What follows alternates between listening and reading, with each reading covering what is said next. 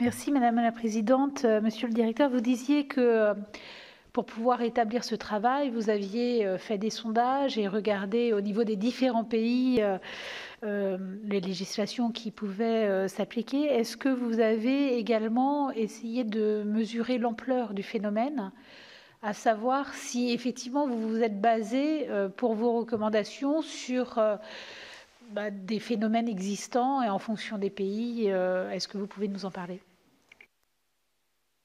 Alors je vous remercie de cette question parce que c'est une question très, très importante. Comment est-ce qu'on peut mesurer au plan international un phénomène de cette nature? Il se trouve qu'on n'est pas du tout armé à ce stade et qu'il y a un enjeu très important auquel s'attelle l'OIT pour construire des catégories statistiques harmonisées entre les différentes régions du monde, susceptibles d'alimenter véritablement un observatoire des faits de harcèlement et de violence au travail dans les différentes régions du monde. Aujourd'hui, il faut reconnaître qu'on est très peu armé pour le faire. Donc on a évidemment des capteurs, on a des données nationales, mais qui sont très difficilement comparables. Donc il existe au niveau des Nations Unies des conférences de statisticiens qui réunissent les services statistiques de l'ensemble des agences des Nations Unies, et c'est au menu de leurs travaux. Donc on peut espérer que d'ici quelques années, on puisse véritablement avoir des données robustes et comparables